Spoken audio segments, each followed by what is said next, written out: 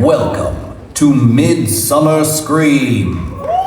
Two of the most famous haunt events in the world take place on opposite sides of the U.S., but are bound by 3 letters. HHN. While both events share multiple IPs from year to year, they are both unique in their own right, earning them undying coast-to-coast love and admiration from their fans. And just as unique as each event is, so are the visionary creatives behind their production. One of them has come from the heart of Central Florida, and the other has crossed the ocean from his home in Ireland to be with you here this afternoon. Please, welcome to the stage, Universal's own Titans of Terror, creative director and executive producer of Halloween Horror Nights Hollywood, John Murdy, Senior Director of Entertainment and Creative Development at Universal Orlando Resort, Michael Aiello.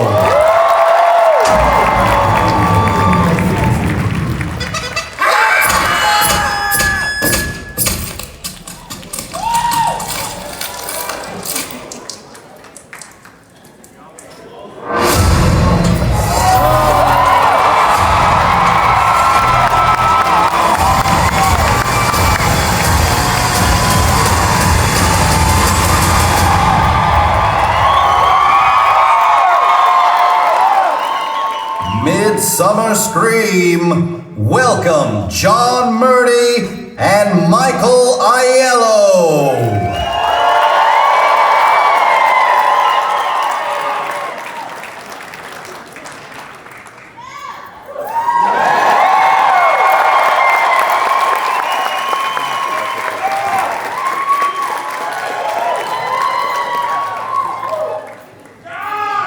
That's his name. What's your name?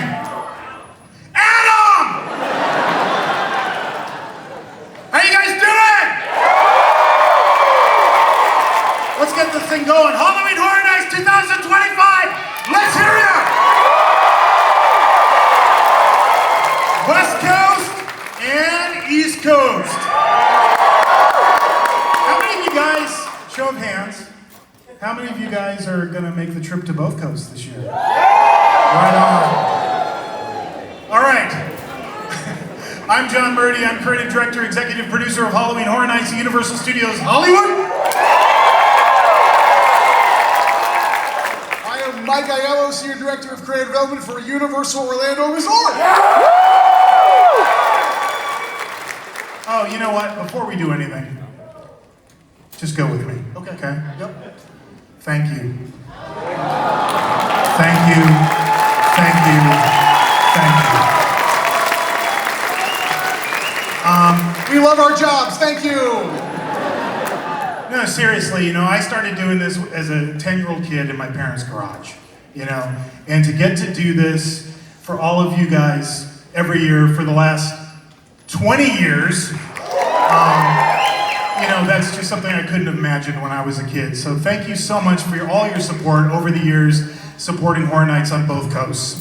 100%, and thank you. I'm so excited to be here on the West Coast with you all. I loved walking the floor, seeing all the sights here. This is an amazing convention, absolutely amazing. I think last time I was here was 2019? Yeah, it's been a few. Yeah, so I am thrilled to be with you all today, and thank you for welcoming me.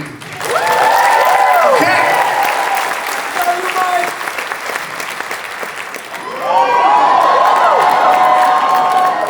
What's this mean? What is this? Oh, this is how this goes. Yeah. You know how this goes, right? By the pricking of my thumb, something wicked this way comes. Damn. You got anything? Nope.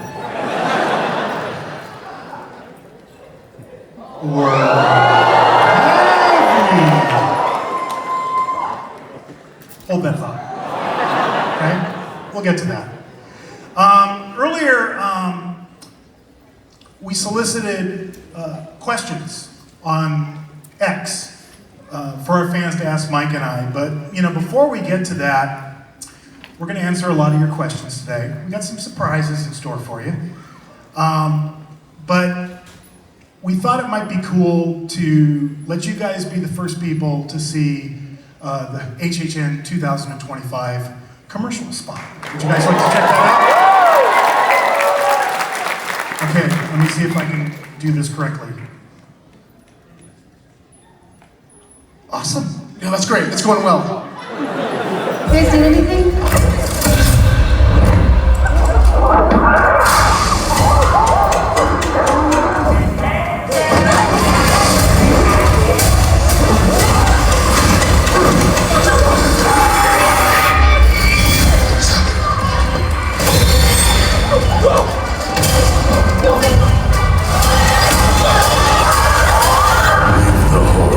Love to watch at Universal Halloween Horror Nights.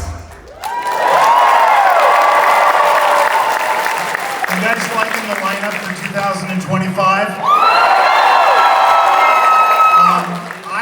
I think this is our best lineup since 2016, honestly. And we can't wait for you guys to experience it in well, for you, sooner, right? Very soon, very soon. What are you doing here? This is all wrong. I shouldn't be here at all.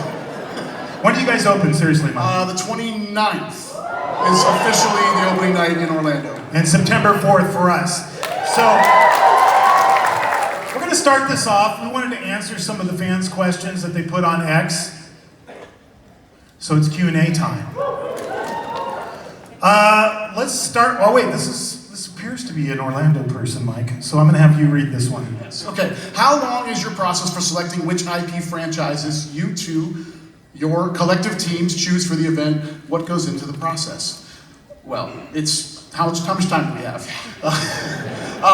Honestly, like the IP franchise process isn't just John and I. It is a massive team of people. We work with not only our insights team to kind of study what people are enjoying out there in horror pop culture. We look to our marketing teams to help inform us of what's out there and available. We have an amazing team that, along with John and I, approaching certain studios and individuals to seek out if they're interested in working with us. We also have IPs that come to us. Yeah, all the time. So we actually start that process in like March. So like March of this year, Mike and I and a bunch of us would sit down in a room and start thinking about, okay, what do we want to do for HHN 2026? And we'll be doing a whole lot of that this week. That's also why I'm here. Don't follow us. All right, next question. How much do fans have impact on making creative choices for Halloween Horror Nights every year, like acquiring specific IPs for the year? This is from SoCal Tall Guy. I didn't shout out the last one. You guys know SoCal Tall Boy? Yeah! He's not tall. And I would answer that question with Exhibit A.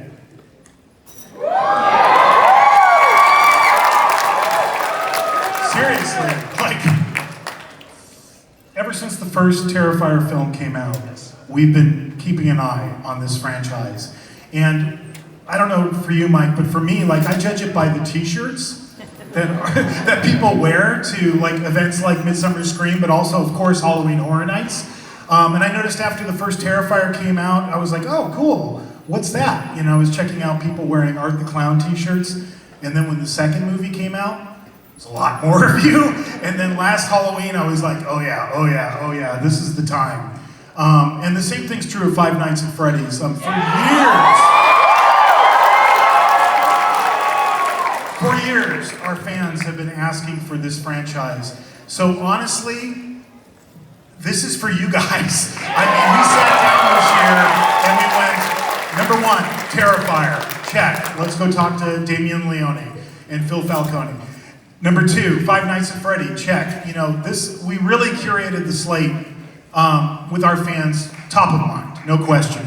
Yeah, and an IP like Five Nights, we knew if we were going to say yes to this, we had to do it right. If you're going to see those characters, they have to look identical to how you see them in the film and in the franchise. So the only group we could have worked with was the Jim Henson Creature Shop. They created Yeah, you know, you guys remember a couple of years ago we did Blumhouse Behind the Screams? and we did that prop display. That was the moment that, for me, was the light bulb moment, was walking in there when we had those creatures on display and going, first of all going, damn, that's like 8 foot tall. And then going, oh, if we ever do this, we gotta have Jim Henson's Creature Shop do it. So we've been working with them for like over a year, right, Mike? We've been on this for a long time. And last week in Hollywood, they started loading in, coming into the house. So we can't wait for you guys to check out Five Nights at Freddy's.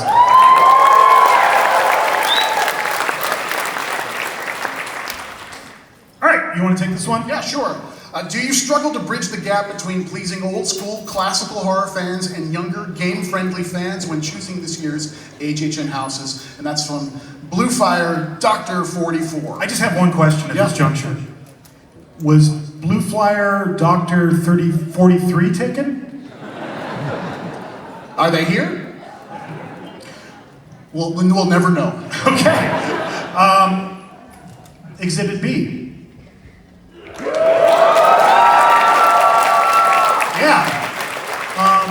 Yeah, that's something we intentionally, when we're building the slate, we're looking at that specific thing. We always want to have properties that appeal to the hardcore horror fan that loves slasher movies. That's why Jason Universe is a perfect fit for us. But we've started getting into video games. Way back in the day, Silent Hill in Hollywood. You guys did Resident Evil, right? Resident Evil, yes. And then a couple years ago, we joined forces on The Last of Us. Sure did. And so this year, we wanted to bring Fallout to life. Are you guys excited about that?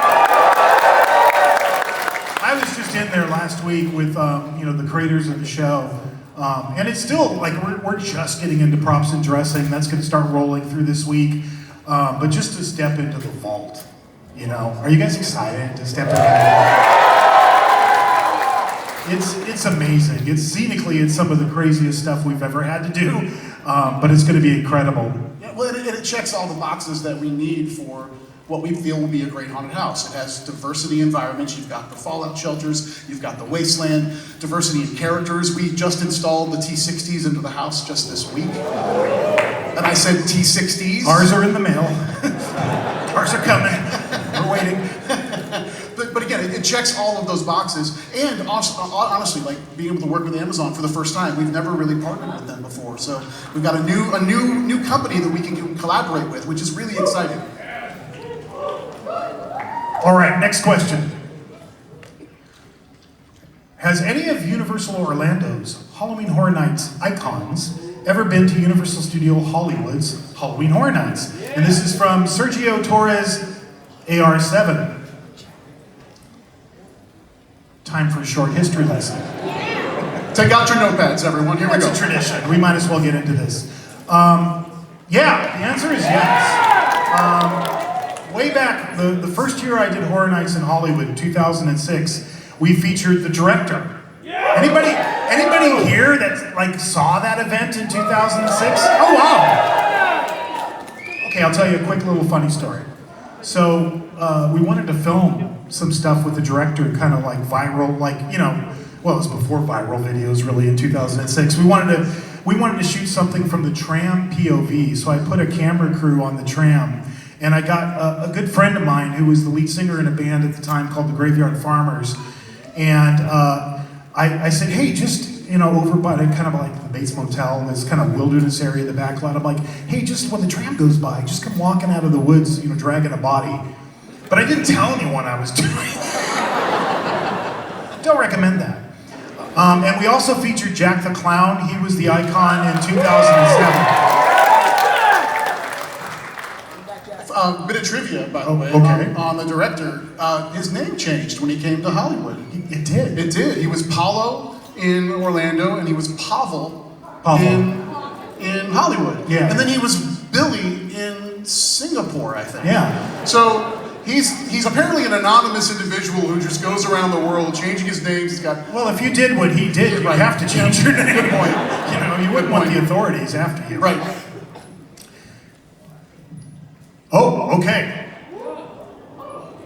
Will Hollywood Harry get more lore and one day meet Orlando's icon, Jack the Clown. And this is from Egyptian Horror 9.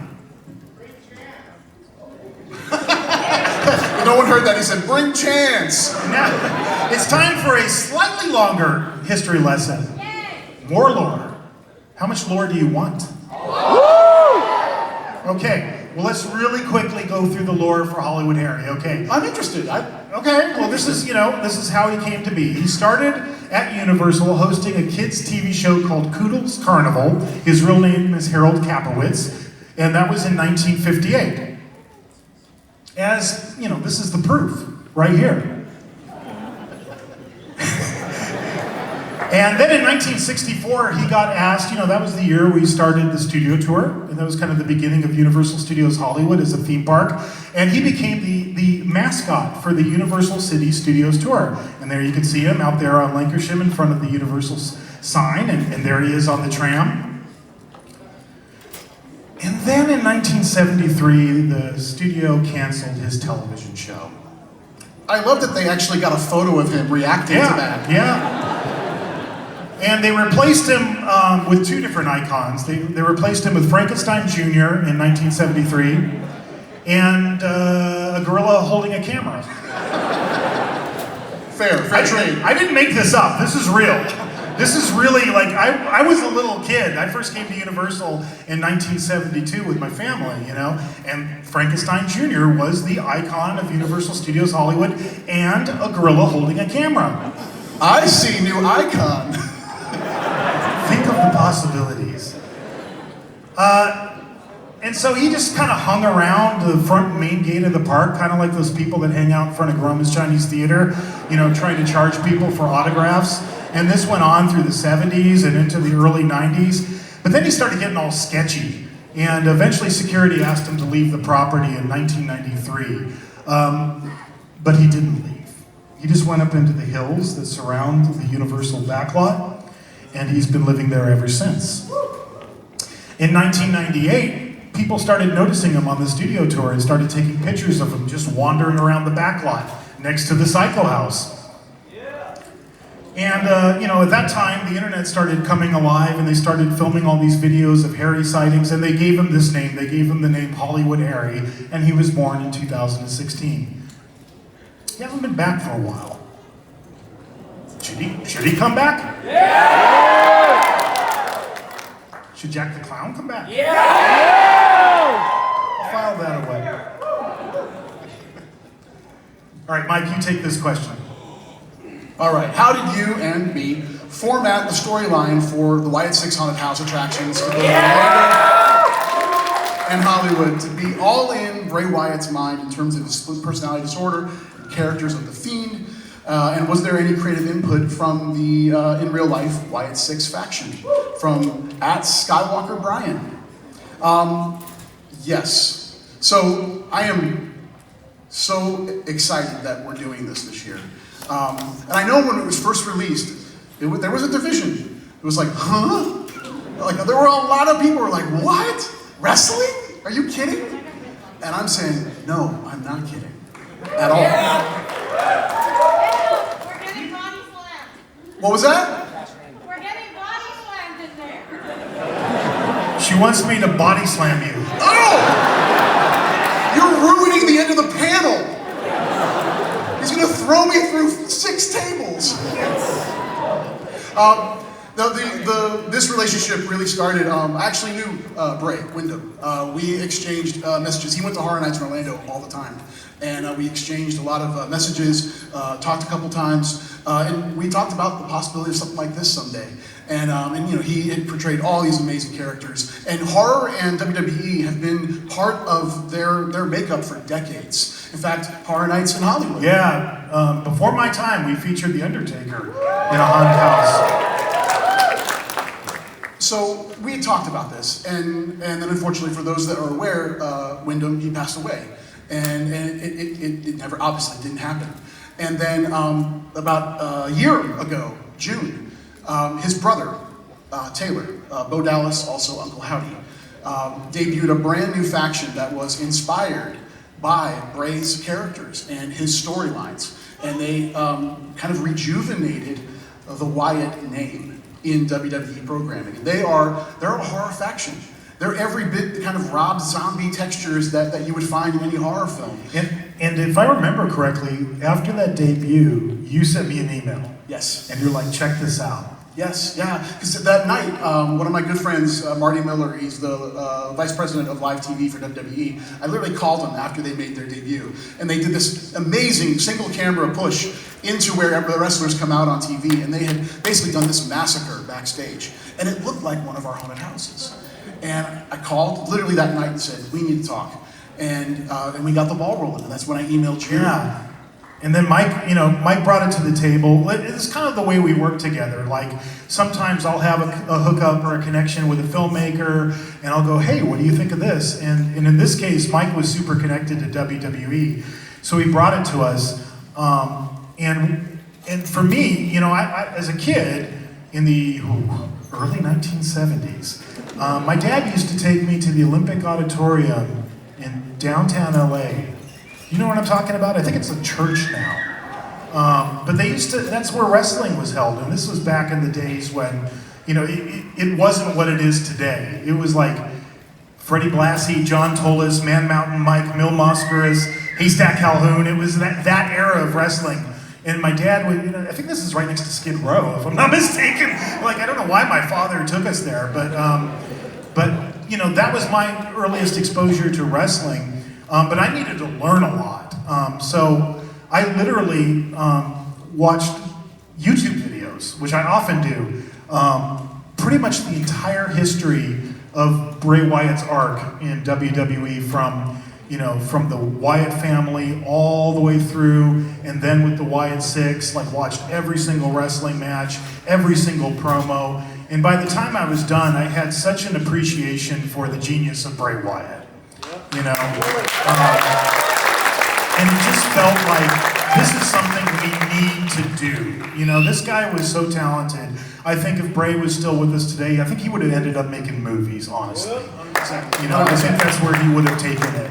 But what he created is so layered, and the story, it goes to so many levels deep. Even when you get into the costumes, which we obviously have gotten into in great detail, every stitch means something. It's incredible, the universe that he, spawned and what his brother's carrying on today. So we're incredibly honored to be doing this. And I always like to think of when we're, building a slate for Horror Nights, there's the things that are kind of obvious, that are kind of what I would call the meat and potatoes of horror. But then there's these other things, I call them brand expanders. And you've seen us take these chances over the years where we go, okay, let's take this and bring it into the world of Halloween Horror Nights and turn it into a live experience for you. Are you guys psyched to see this? Yeah! So, and I think we always try to align on kind of like the main beats, what the story is we're trying to tell. But we sometimes have different scenes and different approaches into our houses. Honestly, I think that's super cool. I've always thought that's cool. I love that people can go to Orlando and see one house and then come to Hollywood and maybe see something slightly different. I think it's cool to have those differences park to park. So for Hollywood, for me, this is the facade, by the way. All you people who've been trying to film this. It's not easy. I feel for you. I do. You guys are riding the studio tour and you're trying to get that picture, and all you could see was the roof, and people were like, it's Creature of the Black Lagoon. It's and I'm like tweeting them back, no, it's Gilligan's Island.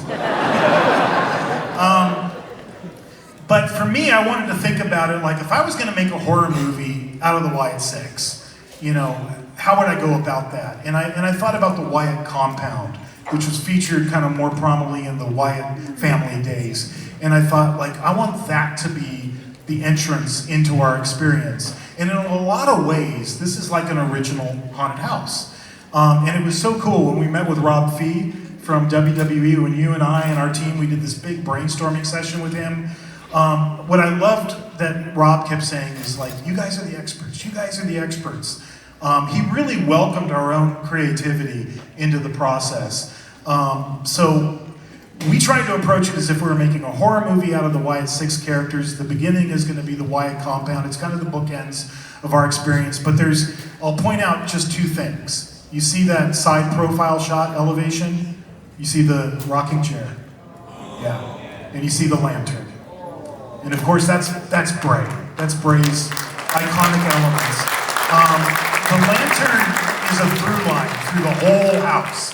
You're going to be kind of following the light of the lantern as you go from scene to scene to scene. So I'm giving you this warning now, right? So you're ready for it. Because it's not always in the same place, but try to find the lantern in every scene you go in, because pretty much almost every scene, the lantern shows up. And the other thing is the rocking chair. When you come out, it's going to be rocking by itself with the lantern on it. The fireflies, we're going to do all that special effects lighting, so the fireflies are dancing around.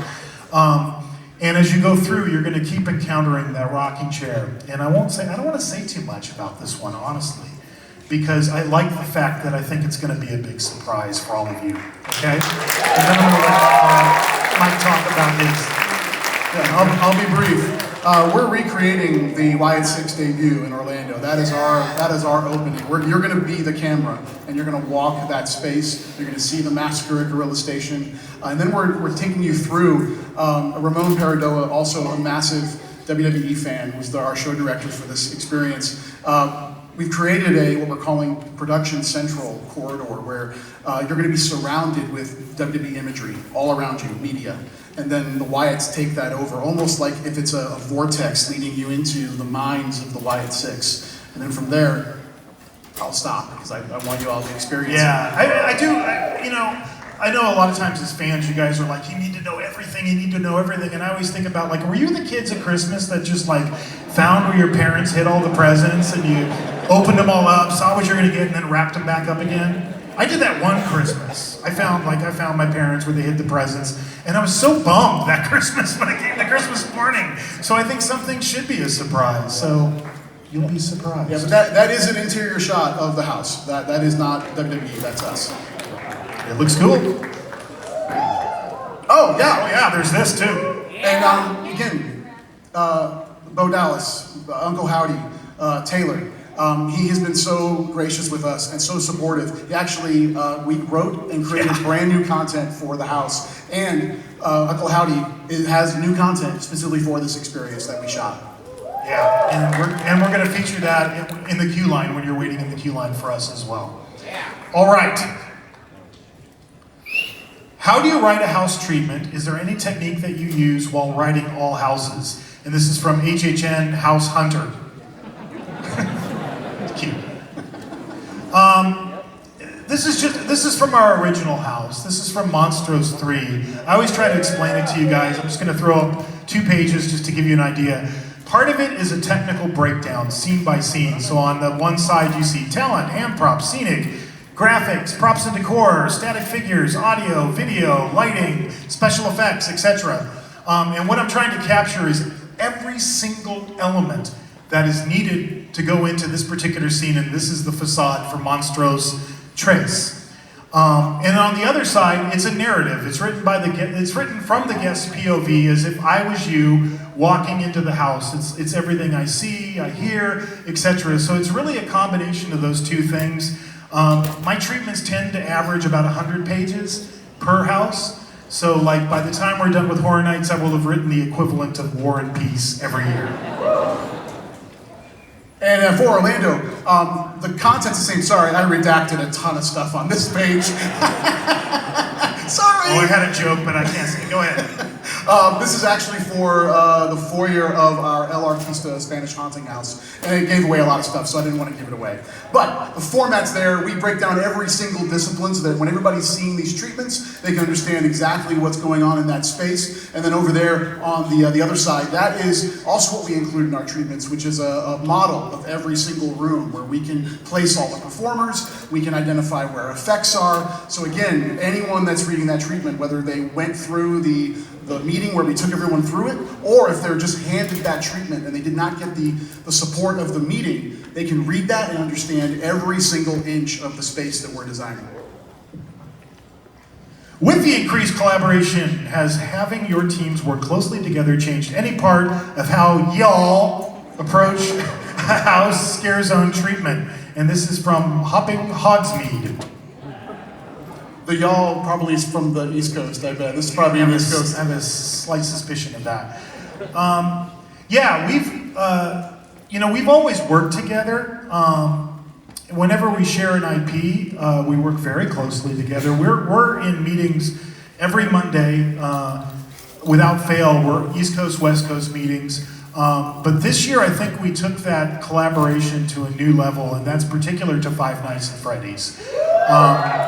Sometimes we have houses where it's a little different, East Coast to West Coast. This house is pretty darn close to the same experience coast to coast. About 99.9%. Yeah, and it's really just the physical spaces that make it different.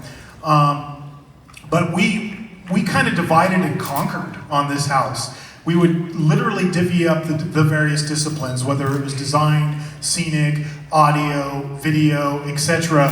And we said, okay, you guys got this, we got that. And it's the first time we've ever done this, but we really collaborated in a much more intense way across the board on that particular house. Yeah, 100%. I mean, I think we learned a lot about each other's process, Yeah. even more than we had just kind of working in meetings together. Our teams working closely on design, which really hadn't happened before. Yeah. And it was an awesome process. We learned so much about each other's teams, and I think it really brought everybody really close together too. Yeah, it's we can't wait for you guys to see this house. This is something that we've, I honestly, like 5 years ago, if you would have said the same thing, hey, why don't you have done Five Nights at Freddy's before? I probably would have said it's impossible. But it was really that moment of being in the lobby when we did Blumhouse Behind the Screams and going, of course, Henson, that's how we have to do it. That made this possible. All right. Can you share a moment that you had with the fans where you both knew you had created something special through your work on Halloween Horror Nights? From Movie Howler. Honestly, this a lot of those. may be cliche, but it's every year. I mean, here's the reality. John and I are up here talking to you all, but we represent a massive team of people that are working together to bring this thing to life every year and to make it different every single year in as many ways as possible.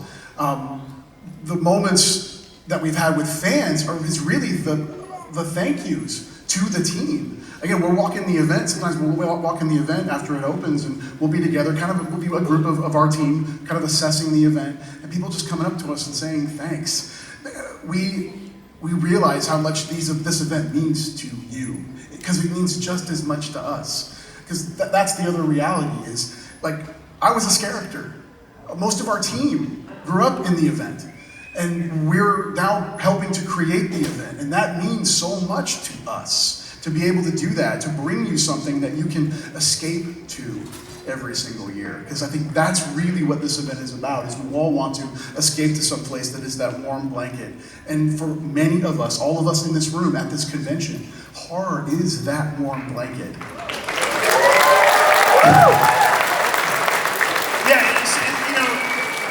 I think this is the thing that constantly amazes us, is that, the horror community, I think it's the coolest fan community there is, And it's not just like that it's cool, but it's the most supportive, it's the most inclusive, it's just, like all of us collectively, we found our place, And so when we think of our event as creating that place for you guys, that once a year you get this time of year where you get to be with all your friends and all the people, that you love in this community and get to experience it together.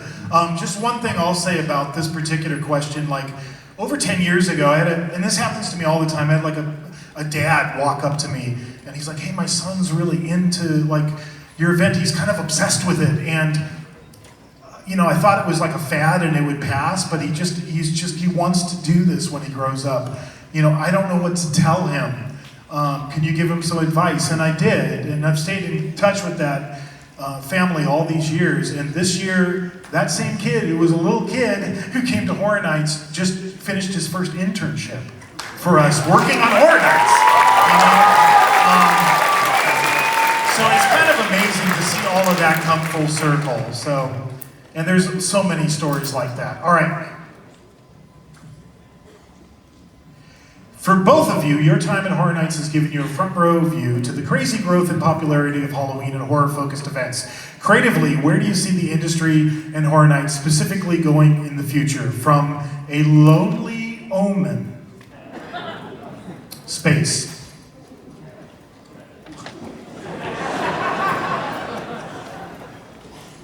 No? Sure, why not? Space station is just sitting there. I mean, it should have a haunt on it, don't you think? I don't know, where do you see this going? I think it's actually happening already. I mean, we just soft opened Horror Unleashed in Vegas. If you just asked any one of us 10 years ago if there would be a 365 home for horror with Universal's name on it, I would have said no way. And there it is in Vegas. And that's really cool.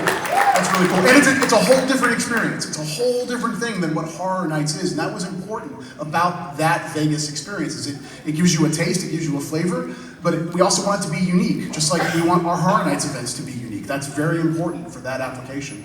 And, you know, on the East Coast, Epic, you know, now has an entire Universal Monsters Land.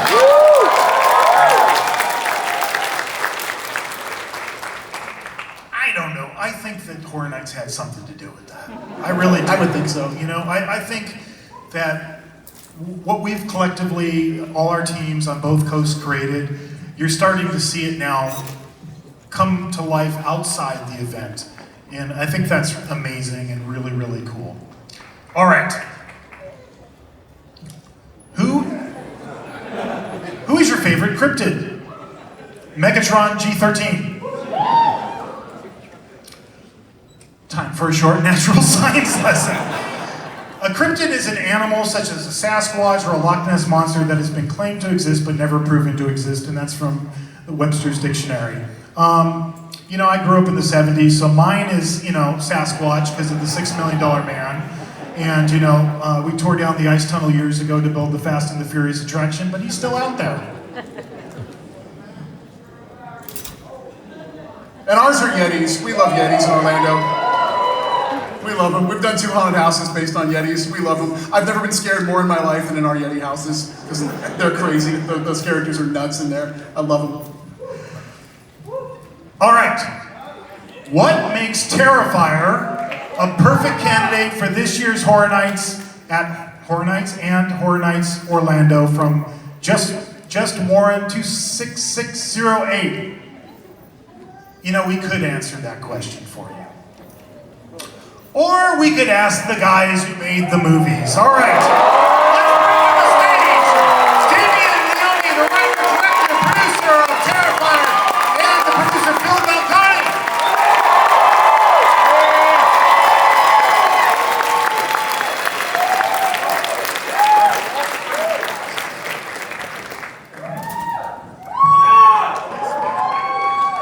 What's up, everybody?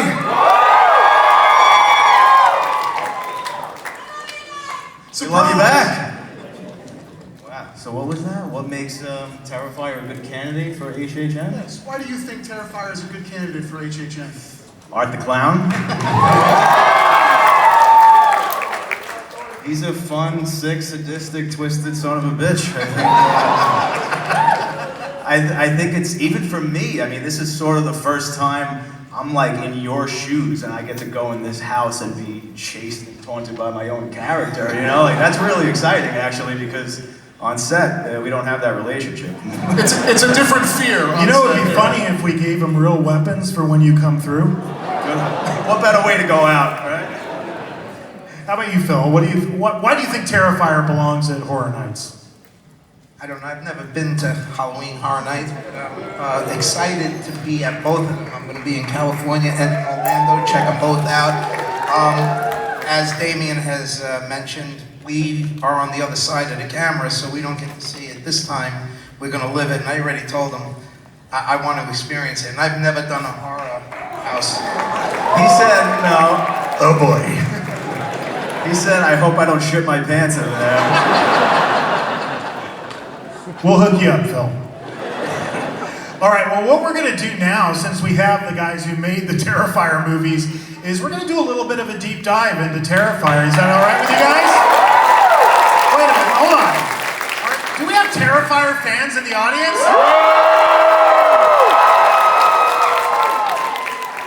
That's what makes Terrifier a great franchise for Halloween Horror Nights. All right, let's start with the concept.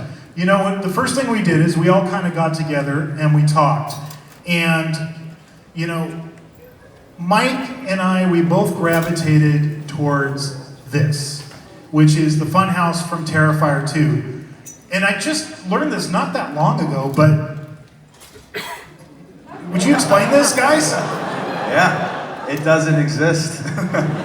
Yeah, so in Terrifier 2 you see this, and we did not have the money to build an actual scale facade. So I'm a fan of like really old school techniques that they don't really use anymore, so I wanted to use sort of a miniature forced perspective approach to doing this. So we really just built like a 3 by 2 foot facade, and then we used some digital effects to map it into, you know, like with a background plate. And it worked pretty cool. And I wish I could really get my hands on the actual facade now that they built. It's the first time I'm ever seeing one in reality, which is so freaking cool. Very surreal. It would be funny if we did that. It'd be like Spinal Tap with Stonehenge, you know, you guys show up and you're like, what? Oh, really? So, here's the facade, by the way. For all of you, and I know you've seen this because you've retweeted it, but like, people ride the studio tour at our park all the time just so they can try to get a picture of this facade. Yeah. So, you know, when we were talking, Mike and I, we really gravitated towards, let's have the funhouse be not only the facade for the experience, but let's try to like take all of the great kills from the franchise and bring them to the funhouse, even if it didn't take place in the movie that way. And that was kind of like I think, Mike, is it fair to say that was like our first big idea for how we were going to attack this? Absolutely. It was really, could we place the guests in an environment completely of art's creation, and then house those kills within it? And what would that be like? That was the mission. It was kind of like Art was showing off his works of, pun intended, art, for the guests, is kind of another way to look at it. So, there it is. We just took that picture not too long ago. And what we're doing now, we're adding all the scrub grass and the dried plants and all of that stuff. But that's the Terrifier facade. And just to highlight a couple of things, when you're waiting out front, it's going to be the Terrifier theme music, and then you're going to hear like a radio. And I'm talking about Hollywood. You're going to hear the radio station kind of changing channels, static. Hear a little blip of, you know, the Clown Cafe theme song, and then it's going to land on a news report, and it's going to say, police are on the lookout for a tall, thin man wearing a black and white clown costume and carrying a large garbage bag. And while this news report is going on, there's 2 doors. The clown head door is the door you're going to be going through. But Art is going to appear standing behind that door, and then he's going to open the gate. And then he's going to come out. And I gave him another gate in the fence, so he can get real up close and personal with all of you.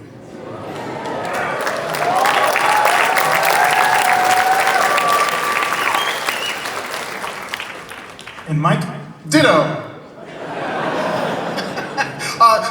Here's a scenic elevation of the facade in Orlando. We made one minor alteration to really sell that Art has taken it over. We painted over the clown that looks a lot like Jack the Clown, and made it Art instead. So you can really, when you go into the house, you really get a sense that this is Art's world. He's now taken this funhouse completely over. And then I think the next slide is the facade. There it is. That's it.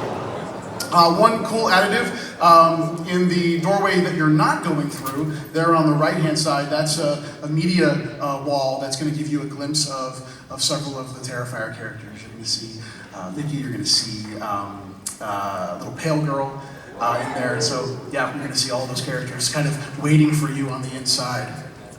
Did you guys ever go through like carny fun houses when you were kids? Like growing up? Yeah, absolutely. Did they freak you out? Not too bad. I kind of like that stuff. Gravitated toward creepy shit. I grew up in Coney Island, and they. Did you really? Yeah. I love Coney Island. And they had the freak show in there. Oh yeah. You know, that's when that was a popular thing. And we used to see, you'd be walking down the street and you'd see the people with the weird looks on them. You had some crazy shit going on in my neighborhood. Did you ever work there for a summer when you were... I never worked there. A lot of my friends did. That's how we actually got the carnival for Terrifier 2. Funny story, the guy who owns Adventureland, it used to be Nellie Bly, he used to handle the ponies. For 15 cents, you'd ride a pony in Coney Island. Yeah. And he owns the park today.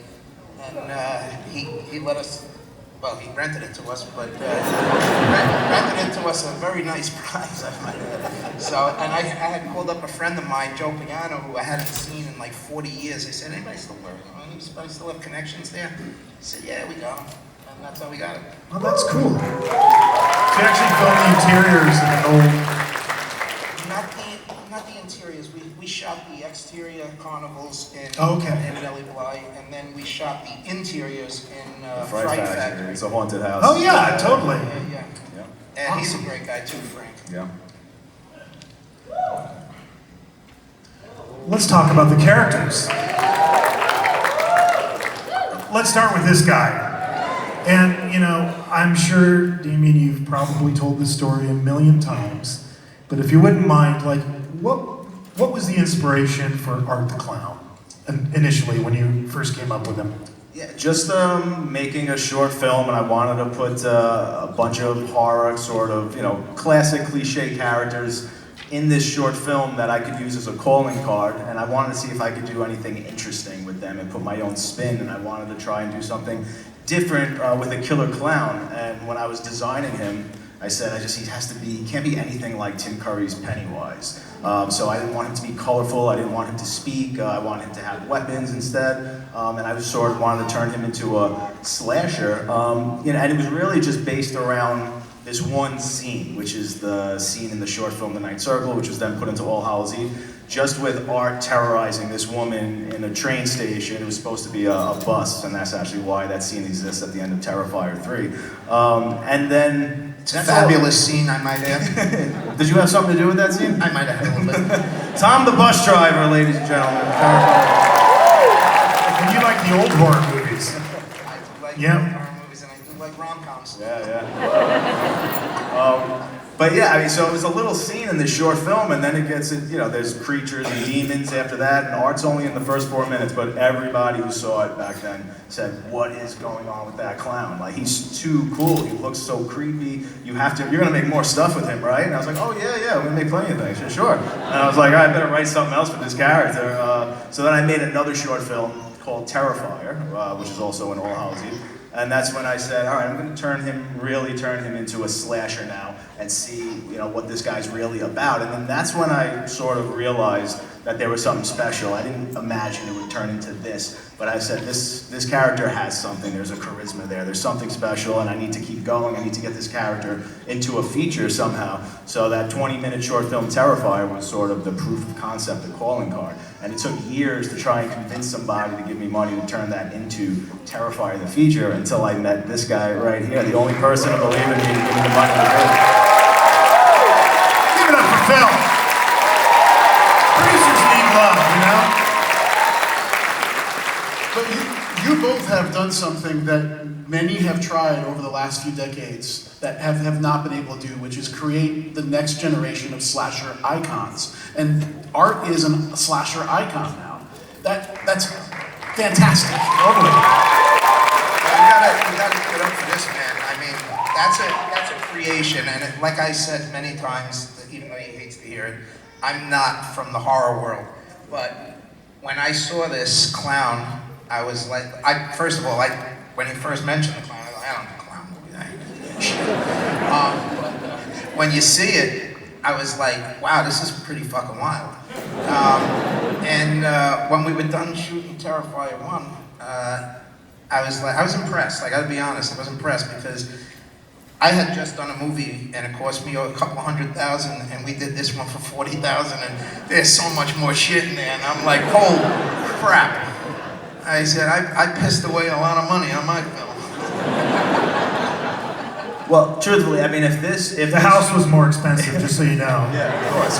Yes, it was. I mean, if this works, the truth is it's because it's all coming from a very genuine, organic place from a diehard horror fan, and I've been one since I'm literally 3 years old. I've been watching these movies and idolizing characters like Freddy, Jason, Michael Myers, literally since I'm 3. So hopefully there's just something instinctual after I'm consumed so much of that, I mean, this is really what I birthed out. I mean, so that's a big part of it. And then obviously David, who has just brings such an incredible performance. I have a question for the producer. How did you guys find David? Was it like, did he just come to an audition, or was it? Well, we were looking for a new Dave. I mean, a new Art. Now we're looking for a new Dave. No, we were looking for a new Art, and the person we had that we did the teaser with, he couldn't deal with the lenses. Yeah, most people don't know that. Before we hired Dave, we had another actor. We shot a teaser for it, and this was after Mike Gianelli, because Mike Gianelli was the original Art the Clown in the short films and All Hallows Eve, but then he just didn't want to act anymore, so I had to replace him. And there was someone else that I'd been working with, and I was like, I think this guy could do a good job playing Art. And we filmed this teaser, but he has these like really bright, striking blue eyes, and I said, that doesn't work with this character. You need to wear these black lenses, and we put the lenses in for the teaser, but they irritated his eyes so much, and he was like, I don't really want to keep go on playing this character wearing these lenses. I was like, okay, so we got to start again. And I said, let's hold an audition. We put it online, and then we rented an office in Manhattan, and we had people come in. And David, I've said this many times, David was like the 6th person to come into the room, and as soon as I saw him physically, I was like, this is the guy. I'm like, please let this guy not just, be a raving lunatic or something. I'm like, yeah, I'll take, he doesn't have to do anything. He just looks so perfect, and especially I was looking for somebody thinner now, because the way I sculpted Art's face, he's sculpted to look kind of like a zombie.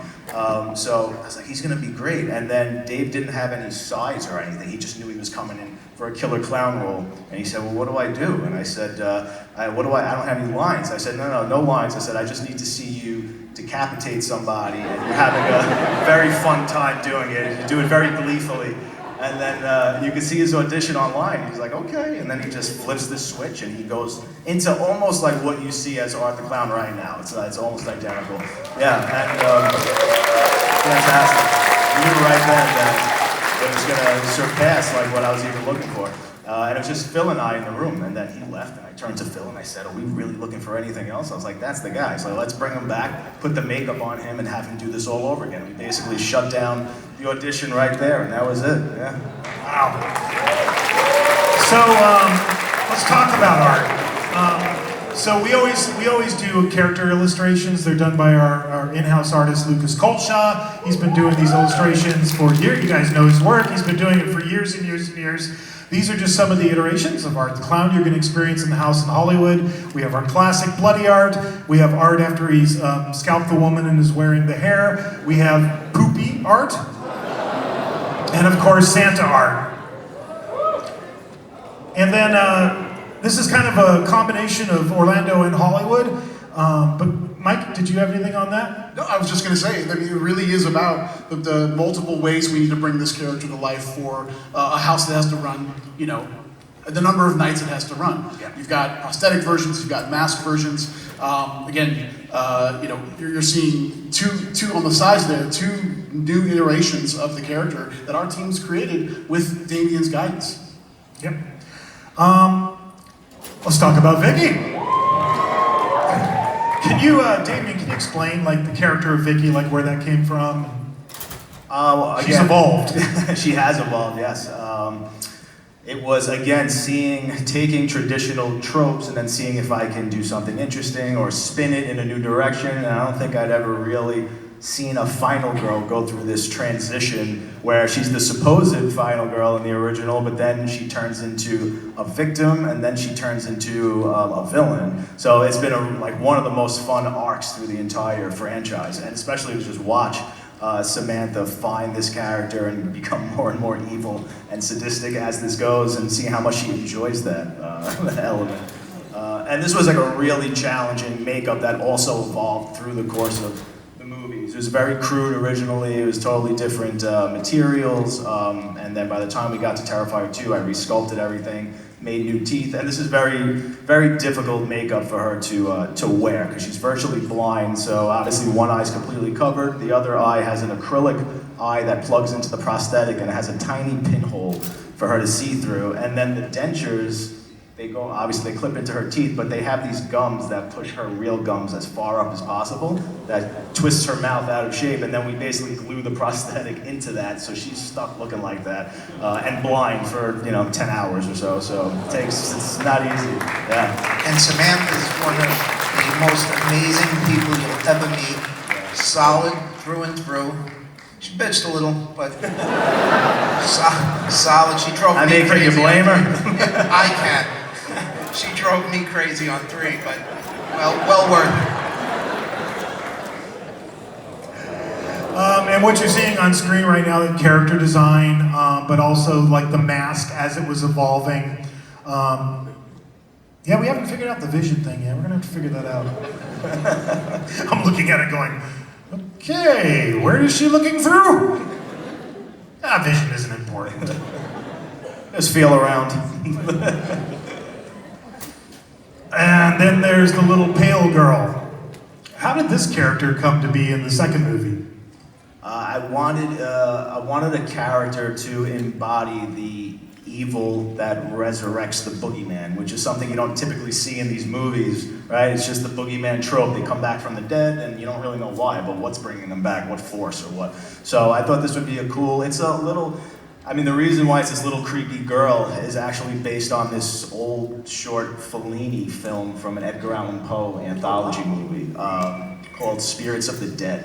And there's this little devil pale girl in it. I started seeing all girls started to dress up as art and do their variation. I was like, I have to quickly do my own version of this before it's out of my hands. It was the first Halloween when people started dressing up and I started seeing that and I was like, all right, I'm gonna make my own little version. Because the original pale girl was supposed to look like her, obviously, but not be dressed as Art the Clown. She was gonna be in this sort of sundress and have a flower in her hair, and then I quickly was like, no, it's gonna be a female little Art the Clown. Yeah. And you will find out a lot more about this character in the next one. Yeah. So for us in Hollywood, Little Pale Girl is a special effect. We have a scene called Dolly Molly, and when you come in, it's the sequence in the film where I think they're dental tools that are sitting on and she's just ripped all the flesh off her face. And as you come into the scene, it's an animated effect where there's a little sensor you're going to trip, and then she does a 180. Her head turns 180 to look at you. In Orlando, we've got live performers that are going to play Little Pale Girl, in both versions, both iterations, in her most ghostly sense and then her most mauled sense. We have team members right now who are just so excited about playing this character. They absolutely are loving it. Wait, can I just say, everything you're saying, this is all them. This is what they presented to me for this house. Yeah. And I'm just, and I was just blown away. I mean, this is everything that you could possibly want and more put into this. If you love this franchise, you are going to absolutely be blown away by what they have in this experience. Really. And speaking of final girls, Sienna Shaw, and she's such a badass. We had to find a place for her to be in the house as well. And again, I'm just going to show you, this is where we start. This is the character design. We're going to have her show up in the full, cosplay outfit from the second movie. And then this is our in-house costuming team in Orlando adapted this look, and here it is. You're going to see her in the flesh in the house, Sienna Shaw, and it is just an awesome costume. They did such an amazing job replicating it. I already feel bad for this performer backstage, because sorry, it's a visual. They're going to be like, excuse me, excuse me, excuse me. But you have to have the wings. I hope you have a lot of duct tape handy. Let's talk about what makes Terrifier Terrifier, the kills. And I was really interested, when we first announced this, I was getting all these questions you guys aren't gonna go, you guys aren't gonna go. Oh yeah, we are. We're gonna go there. And let's start with one of the most infamous of those. The hacksaw kill from Terrifier 1. What sick person thought up this particular kill? I wanted to see something I hadn't seen in a movie before. I hadn't seen that. Can't unsee it now. That was the entire idea, was just I want to do something I've never seen in a movie before? Yeah, and it was, well, obviously me and Phil did the makeup effects in part 1, so that was like, that was something cool that I had in my pocket, was knowing how to do these effects and not, having to worry about a ratings board or anything. We were so under the radar, we could do anything, and I said, this movie, at that point, no following really whatsoever, except, there was a nice group of people who really enjoyed All Hallows Eve. But, for the most part, nobody knew what this movie was or who this character was. And I said, if people are going to watch, why are they going to watch this movie when they can watch, a $20 million Hollywood horror movie? And I said, we have to put things in this movie that they're afraid to put into their movie. And I said, I've seen a million slasher movies. I have to come up with something really cool that I haven't seen before. And actually, I started investigating medieval torture methods to see if anything piqued my interest. And I saw, and a few things did, and I saw a picture, a drawing of someone hung upside down and two people at the end of this giant saw cutting this. Yeah, it's very exactly. yeah. Unfortunately, I know exactly what you're talking about. Yeah, and I said, could I pull that off and have him do that alone with the girl? And I was like, yeah, I think I can do that. I mean, if I have the audience at that point, I was like, they'll stick with me for the rest of the way, or maybe I'll lose them all at that point. But yeah, no, we did it, and seriously, like, huge, kudos and credit to Catherine Corcoran for going through that. I mean, that took a lot, and I had, discussions with her during that, before we shot that scene, and she said, listen, if we're gonna do this, like, this has to be the coolest thing, like, don't make me regret doing this, like, if you're gonna do it, make it look super cool, and make it be something memorable, and I think we did it, so. Oh, you did it. I'm gonna say, I think all the kills with all the girls, they all had. They all brought it. They were brutal areas that we shot in, and just like the environments. Yeah, the environments. That's what I'm talking about. And it was tough, and they all were troopers. You can't make them wait. It's not just me and him. There's a whole crew of people. I mean, the first one it was like 5 people on the crew. Second one it was like 9. And but everybody wore a lot of hats and did a lot of things. Without them, we couldn't do it. But the actors and actresses, my God, what they went through, and evidently it's worth it. Who cleans up the blood? Who cleans up the blood when you do a scene? We all do. You all, like, literally all clean up the blood? Oh, literally. As a matter of fact, I quit because I was mopping the shower scene. I'm mopping, and he's over there goofing around, and I said, the next person that walks through this fucking blood and I gotta clean it again, I'm fucking out of here. He starts laughing. I said, that's it, I'm out. Dropped the mug, walked out. I'll post it. I have it somewhere. So what we're showing here, so we have a scene, it's called, in Hollywood, it's called Silly Saws. And it's just all different kinds of ways that Art the Clown can saw people in half, including the classic kill from Terrifier 1. So this is the concept drawing we did for that kill. And of course you're gonna be showered with blood. You guys are really freaked out about this, aren't you? I mean, you're like really freaked out about this blood thing, aren't you?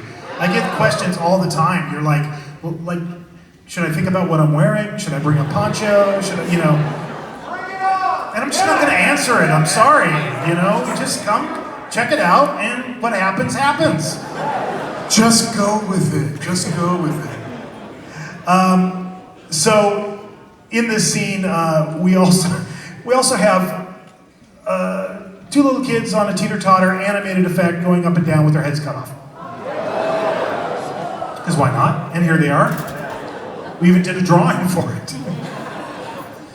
And then we've got a table saw, and Art is just gonna literally saw a person in half, and of course you're going to get showered in blood.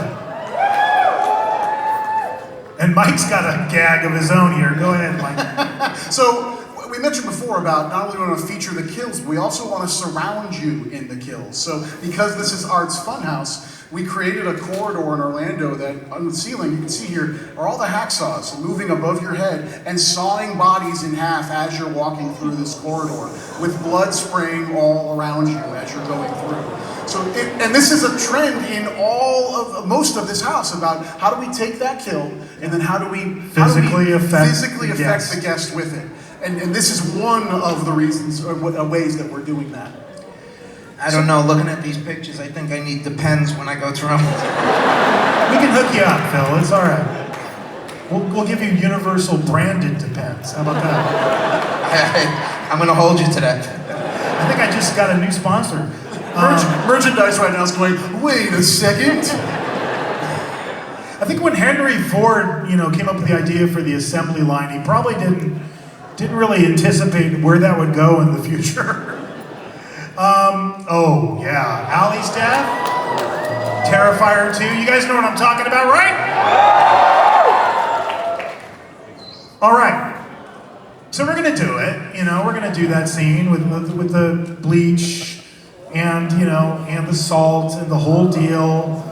But there's a twist. Before you get there, you're gonna have to go through the scene we call barrels of fun. Okay? Bleach barrels stacked up either side of you. As you start to walk through, you're gonna hear, the Tommy gun going off. The barrels are gonna light up, and we're pumping in the smell of bleach. And then you're gonna get showered in bleach. And then we reveal it's all Art with his Tommy gun. We're doing the same thing. It's happening the exact same way. But here's a photo of the house. Here's some of the bleach barrels that are going to be spraying bleach all over you. That looks hygienic. And, okay.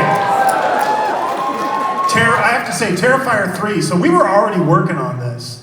And Terrifier 3 was, coming out in the movie theater. And, you guys know I live in Ireland most of the year. And it was like a Tuesday night.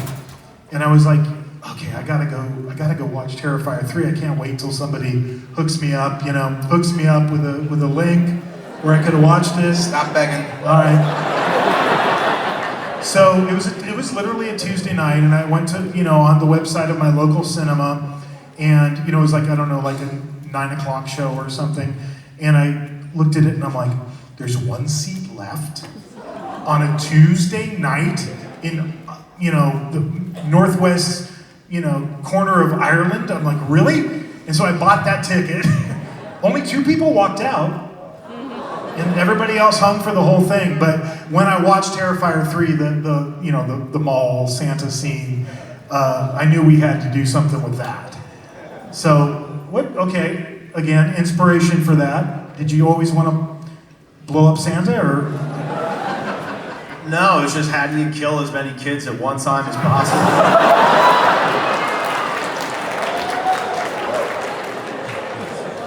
We've gone to a dark place. I'd like to point out that Phil and Damien do not work for Universal Destinations and Experiences. Thank you. Well, it's been a good 20 years of Horror Nights, but I think I'm going to be hanging it up after this.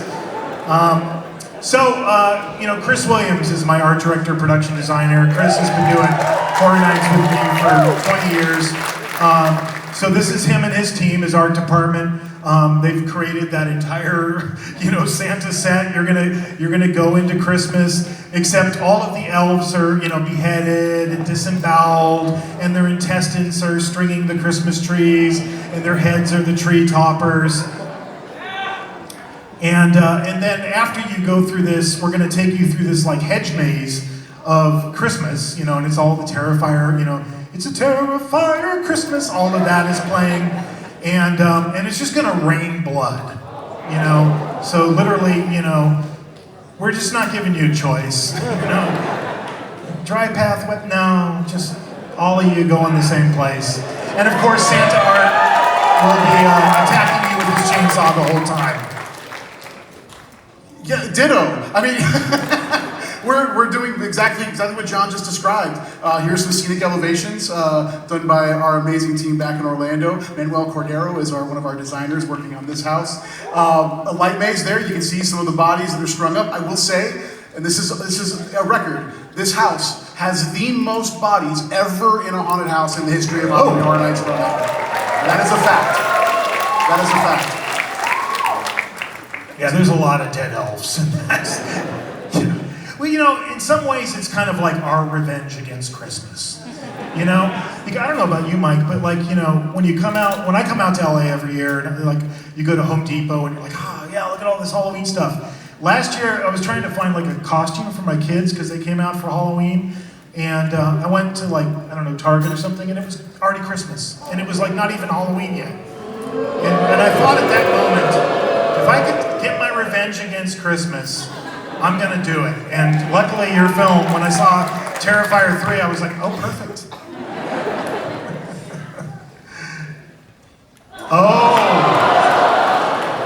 Oh God. If you thought Texas Chainsaw Massacre smelled bad, if you thought The Exorcist Believer smelled bad, if you thought the bathroom scene in Insidious with the kid puking smelled bad, these guys, you know, they did the work for us. There, in the first Terrifier movie, there's that scene in the pizza parlor. I don't know if you would care to explain to our audience the inspiration. Explain yourself. Yes, explain what Art did in the bathroom. I never saw a slasher like take a shit before, so how do I make my guy different? And it just became a running theme, though, you know, through the motif, so to speak, through the movies. I do have a very specific question, because I've been trying to figure this out ever since I like watched the movie and went through it. What the hell is that in the sink? It's got teeth, it's got eyes, it looks like poop. It is, it's a poop monster. I can't wait to show you tomorrow. I'm going to take him, you know, we're going to walk through the house tomorrow. And my props team built that poop monster. And it's awesome. It's so cute. I can market this. Like a bath toy or something. I don't know. How was that filming that scene? Was it awful? In the Fright Factory, it was awful because it was fucking cold. It was cold, and blood and cold doesn't go well. How about poop and cold? How does poop do in the cold? It's chocolate, so it's okay. I'll tell you what grossed me out was when we shot the pizzeria scene with the shit, because that was a real active pizzeria. Matter of fact, I was making pizzas in the front while they were shooting the scene. They didn't even close for you? They closed for us, yeah. Needless to say, they're not operational anymore. The health board would have something to say about that. We shot that in an active pizzeria, and we didn't hold back. Did they give you pizza at least? I made the pizza. Oh, you made the pizza. We were still cleaning up when they opened the next day. People started coming in to eat. Yeah, crazy. And so much blood got into the dough mixer. And like, that was crazy. It was brutal. I felt terrible because I always say, however we go into a place, you gotta leave it the way. No, gotta leave it better. Oh. You gotta leave it better than when you go in. We failed miserably on that one. All right, well, let's share some of the love. So this is the scenic elevations for the bathroom scene. You know, for us, the way we kind of have it laid out is you're in the funhouse. You're going through the funhouse scene. We thought, well, you know, funhouse, you know, should have a food place, and then you know, there's always a place you can grab a bite, and then you know, there's got to be a bathroom. So it was a kind of a natural flow for us to go to the bathroom. So while you're in the bathroom, we thought it would be fun to have like little Easter eggs in the stalls. So there's kills inspired by Terrifier 1, 2, and 3 as you're going in. So we got the dude from the pizza parlor who gets his head turned into a human jack-o'-lantern in stall number 1. We got the mashed potato kill from Terrifier 2 in stall number 2. And we have that unfortunate construction worker that rips all the flesh off his face in stall number 3. But then batting cleanup, is art. And as you're coming in, he's writing his name on the wall in poop. And if you look at that character design, his little, clown gloves are just caked in it. So, and the smell will be pumped in as well. We're just replicating what we saw. And Mike, that's a picture of yours. And here's the interior of the house in Orlando. There is the poop monster, as I think it's called now.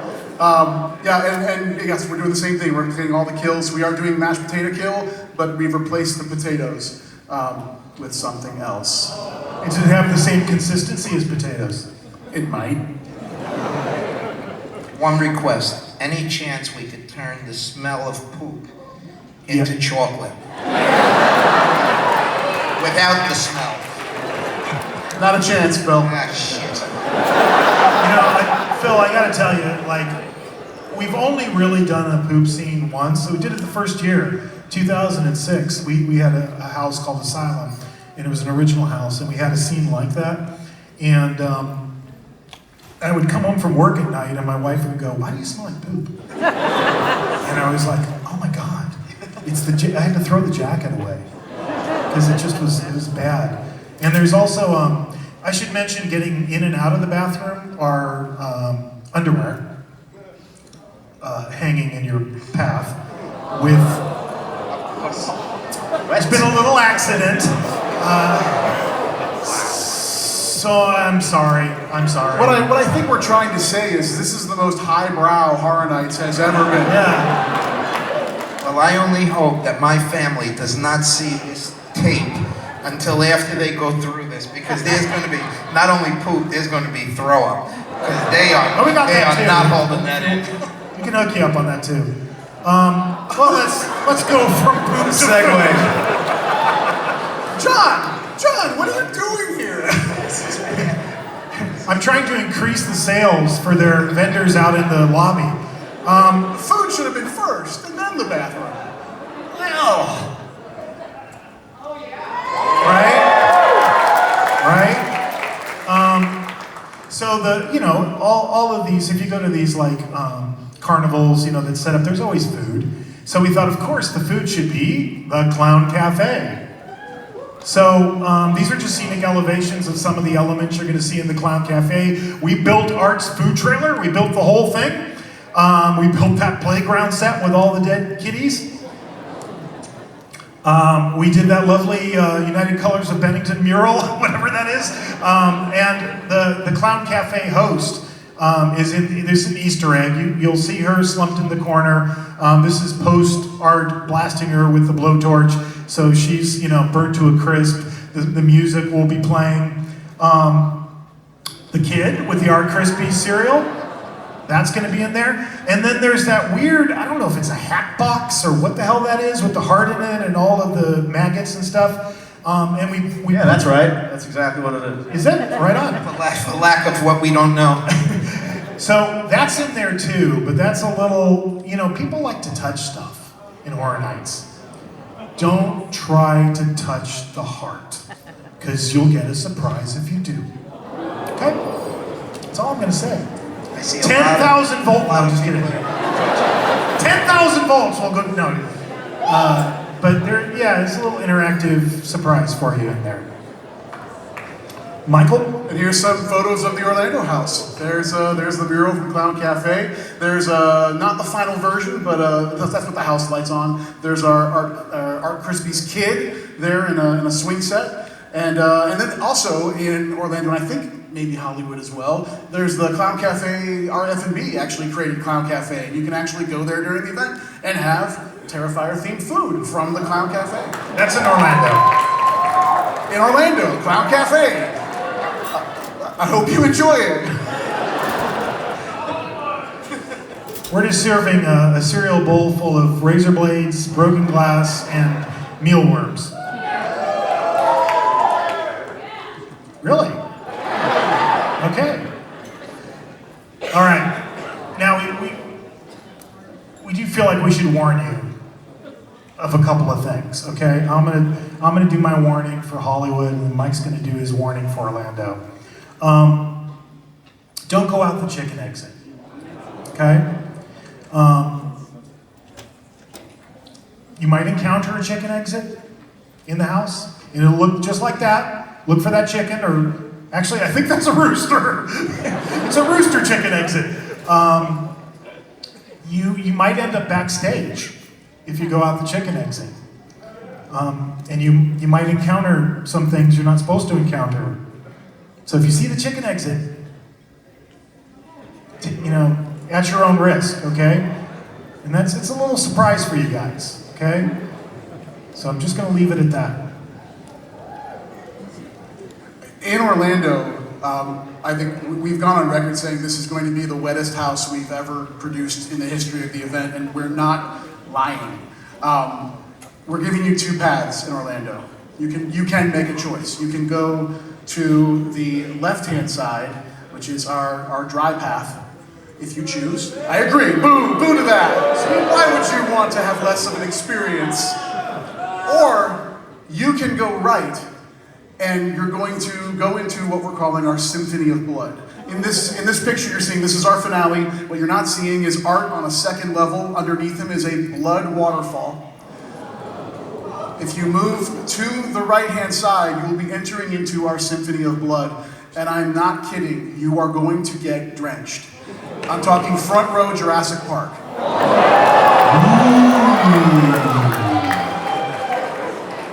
But you have a choice. You have a choice. The direction to the team when we first started the creative was, can we create a finale that feels like a car wash of blood? And that is what this is. I'm not giving you a choice, I'm sorry.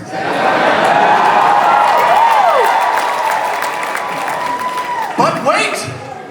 There's more. I'm hearkening back to the beginning of this panel. When we said, by the pricking of my thumb, something wicked this way comes. Do you want some? You've been through all the announcements at this point. There surely couldn't be anything else we could possibly announce. With this slate, it's so stacked. What else could we possibly do for you people? Well, okay, I'm gonna stand up for this. So, Where's Waldo, right? I always thought it would be fun to do Where's Waldo like in a theme park. Except instead of Waldo, it's Art the Clown. So as you're traversing, if I may use that word. You just did. I did. As you're traversing the theme park, Art the Clown is out there, okay? I'm not gonna tell you where he is. You might be in a store. Yeah, you might be in a store, and you might turn around and he might be right behind you. You could go down and, to the Universal Plaza and plop down and go, hey, it's time for a drink, or it's time for some food. And look across from you and there's somebody just mad dogging you. Right? You could go down the Starway down to the lower lot of the park. He might be down there too. He could be anywhere. So what we're doing, and we're doing this on both coasts, is we realize, it's awesome to have a Terrifier haunted house, but we weren't satisfied with that. We were like, Art's such an awesome character. And we really truly believe this, guys, Damien and Phil. We grew up, Mike and I grew up on Freddy, Jason, Leatherface, Michael Myers. We were like smack dab in the middle of the slashers. And there really hasn't been a worthy slasher icon until Art came around in a long, long time. And we want to pay tribute to that as much as we possibly can. So these pictures up here are kind of suggestive of what you might see in the park. I don't know, Mike, if you want to add something else to this. No, it is exactly what you said. We want Art to be everywhere we can possibly put him, and also never tell you when that's going to happen. You will encounter him when you least expect it. And that's the really fun thing, and that is the character. He's unpredictable. Yes. So we're proud that you all let us do this as well. And everything we're talking about here, Art in the Park, the house, is our loving tribute to the work that the two of you and your teams did to create this amazing place. Yeah, give it up for him.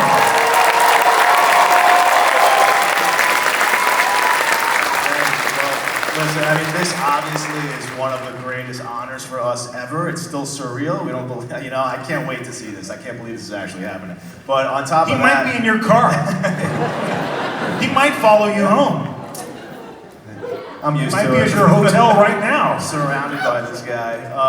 But seriously, just for embracing exactly what this franchise is and what you guys love about it and what it's known for, it was the coolest thing. Because there's a lot of times we're presented with opportunities, but then people are like, ah, but you can't do this, you know, you gotta stay away from that, we don't like this, and it's like, well then it's not really Terrifier anymore, you know?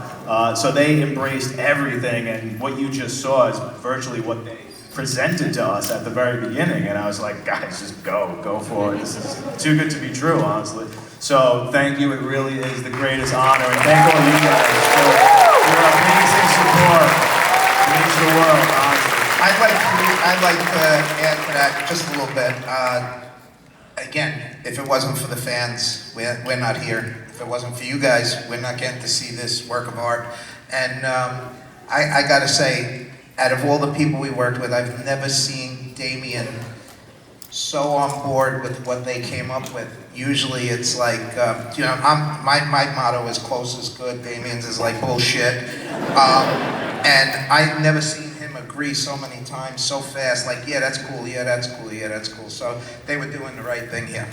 Hey, one other thing about the in-park Art of the Clowns. Anybody have tickets for RAP? Yeah! Well, even the RAP lounge is not safe. I'm just telling you. Like, you're gonna go in there and get your lovely buffet dinner, and yeah, that's not safe either. Just so you know, okay? More to come. All right, it is audience participation time. When you came in today, I believe they gave you all an Art the Clown mask. You guys got it? We're gonna do a selfie, okay? So I'm gonna put this down so I don't break anything. We're gonna bring the lights up. Everybody hold the Art the Clown in front of your face, okay? Do we have them too up here? Somebody's bringing them out. Oh.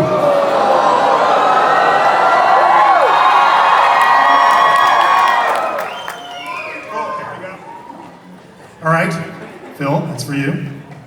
Damien, that's for you. Arch, you don't get one because you already have the face.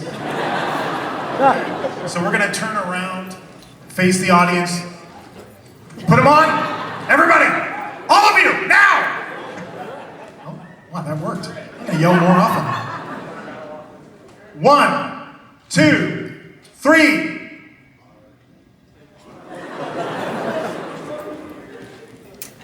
Awesome! Ladies and gentlemen, give it up for Damien Leone, Phil Falcone, Art the Clown! Thank you, gentlemen, for being with us today. We greatly appreciate it. We got one. We're not totally done. If you leave, you're not going to get a prize. Okay? We're not done. Well, you guys, if you want, we're going to give away some tickets. Oh, you want to hang out? Cool. Okay. Fan appreciation time. And you know, what we said at the beginning, I mean, we believe that in our hearts. We are so lucky. Myself, Mike, I know you guys feel the same about your fans. I mean, we are so lucky to have such dedicated, passionate fans that support our work. It's what allows us to do greater things. It's what fuels our creative passion. So thank you all for being fans of Halloween Horror Nights and supporting us all these years. It is greatly appreciated. So as is tradition, I'm going to give away 2 express passes to HHN in Hollywood and a behind-the-scenes tour of a house of my choosing. Because, and probably by the time we do this, I'll, you know, because we're in the dog days of Horror Nights right now, both of us. We are just, you know, all of us, everybody who works on this event. And is there anybody here who works on Halloween Horror Nights? Raise your hands. Give it up for them, because they're killing themselves to bring this event to you. It takes a village to do this event on both coasts. And everybody who works on this event has that same passion and love for it.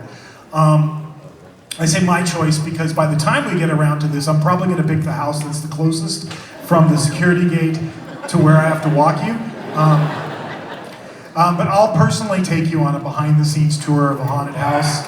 I'll explain how we did everything with the lights on. But we're going to do this the way we always do this, with a trivia question, okay? You ready? Wait for it. Mike is going to make the call. No, John, this is way too much pressure, man. Wait, what are you talking about? Your park you pick. Earn your keep. I don't want that pressure. All I want you to do is to pick one person when I tell you to. I'm going to get it wrong. All right. Here's the question. What is Art the Clown's middle... Oh, he doesn't have a middle name. Sorry, just kidding. You ready for the real question? Don't yell it out, because then I'm just going to cancel the whole thing and I'll take myself through a house. Okay. What county in New York does Art the Clown terrify in the Terrifier film series? Mike, you pick somebody? First-hand black shirt. Well, God, everyone's wearing a black shirt. Oh, God, it's a horror convention, Mike! Behind... Oh, God. You're looking at me right now. You. No, behind you. You! Yes! Stand up! Stand up. Stand up. See, that's hard. That's really hard to do. Okay, note to self, never ask Mike to do this again. No, I said I didn't want to do it. I've done it for 10 years. I think you did pretty good. I've never done that. Did you verify it is the right person that you, right there? He's the first hand I saw. Okay, what is it? What is it?